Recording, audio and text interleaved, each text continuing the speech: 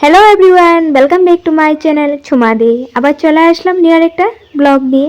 এই ব্লগটা হলো আগের দিন ব্লগে। তো তোমাদেরকে আমি ব্লগে বলেছি, যারা দেখেছো আমার আগের ব্লগটা তোমরা হয়তো জানোই, যারা দেখোনি তারা গিয়ে দেখে এসো, তবে জানতে পারবে। তো আমি ওই ব্লগটাতে ওই দিনই মানে আমি মুড়ি মাখা করেছিলাম। দাদা এসেছে, ভুটের দিন মুড়ি মাখা করেছিলাম, সন্ধ্যার সময় চা করছিলাম। তো ওই ব্লগটাতে আমি শেয়ার করিনি, কারণ ব্লগটা লং হয়ে যাবে বেশি, তার জন্য আমি শেয়ার করিনি। তার জন্য তোমাদের সাথে এক্সট্রা করে শেয়ার করছি, তোমাদেরও দেখতে ভালো লাগবে, হেল্প হবে, তোমরাও খেতে পারবে এরকম করে বৃষ্টির দিনে চায়ের সাথে মুড়ি মাখা করে। তো দেখো আমি মুড়িগুলো কিন্তু একটু গরম করে নিয়েছি, বাজার থেকে কিনে আনা মুড়ি ছিল, তো একটু গরম করে নিলে ভালো হয়। তো আমার দাদা কিন্তু মুড়ি মাখা খেতে অনেক পছন্দ করে। তো ওই যে জায়গাতে থাকে ওই জায়গাতে নাকি মানে পাওয়া যায় না, পাওয়া গেলেও মানে সামনে পাওয়া যায় না, এরকম মানে খেতে পারে না সবসময়। তার জন্য মানে ওই মানে পছন্দ করে, ওই যেহেতু এসেছে ফোনেও বলেছিল, তার জন্য আমি ভাবলাম যে ভালো করে স্পেশাল করে মুড়ি মাখা করি, তার জন্য করতে বসেছি।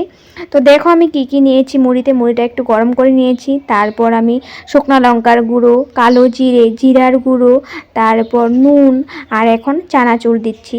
তো চিপস, আলু এগুলোও দিতে পারতে, তো আমার ঘরে চিপস ছিল না, আর আলু সিদ্ধ করে দেবো ওই সময়টা ছিল না, কারণ হলো আমার ভাই যাবে দোকান, তো সন্ধ্যার টুকটাক বাজার করতে। তো তার জন্য আমি তাড়াতাড়ি করেই করছিলাম। তো চানাচুর ছিল ঘরে, চানাচুর দিয়েছি, আর এদিকে চা বসিয়ে দিয়েছি, চাটাও হচ্ছে, আর এদিকে মাখাটা করে নেব। আর হেল্প আমার ভাই করছে, ভাই একদম পেঁয়াজ, টমেটো, কাঁচা লঙ্কা এগুলো উই সব কিছু কাটছে। তারপর ওই কেটে দিয়েছে কত ছোট ছোট সুন্দর করে, ওকে আমি লাগিয়ে দিয়েছি আজ কাজে। তারপর ওই সব রেডি করছে, তারপর বললাম তুই রেডি করে দিয়েছে, আমি সব কিছু দিয়েছি, এখন তুই মাখাটা করে নে।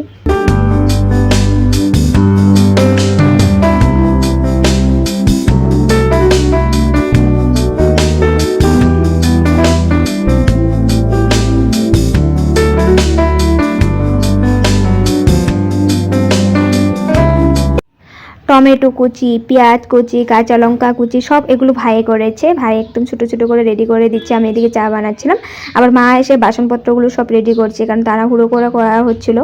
তারপরেই দেখো এখন একটু আদা কুচি দেবো, আর একটু সামান্য চিনি দিয়েছি, চিনি দিলে খেতে ভালো লাগে। আর সরষার তেলটা তো আমি আগেই দিয়েছি, কাচ্চিখানি সরষার তেল দিয়েছি, আর এখানে একটু আদা দিচ্ছি, আদা দিলেও খেতে ভালো লাগবে। তারপর ভাইকে বললাম তুই সব কেটেছিস, তোর হাতটা দিয়ে মাখা করে নে। ও বলছে আমি হাত দিয়ে মাখা করবো না, হাত অনেক জ্বালা পোড়া করবে, কারণ কাঁচা লঙ্কাগুলো অনেক ঝাল।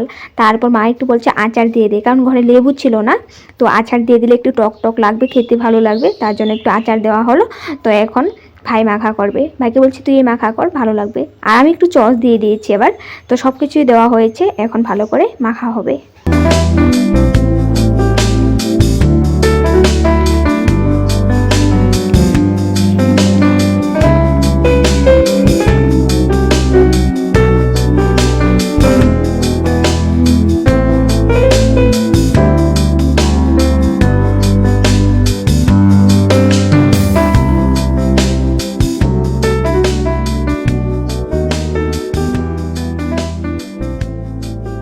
আমি ভাইকে বলছিলাম ভাই হাত দিয়ে মাখা কর, বেশি টেস্ট হবে, হাত দিয়ে মাখা করলে খেতে অন্যরকম টেস্ট লাগে। কিন্তু ওই বলছে না করবো না, আমার হাত জ্বালা পোড়া করবে।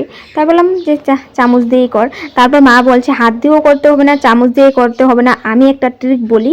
তো মা বলছে একটা থালা নে, থালাটা নিয়ে উপরে ঢেকে ঝাঁকড়ি দে, দেখবে সব কিছু একদম সুন্দর করে মিলে যাবে, আর খেতেও ভালো লাগবে, কারণ মশলাপাতিগুলো সুন্দর করে মুড়ি গাতে লেগে যাবে। তো ওরকমই করছে এখন দেখো।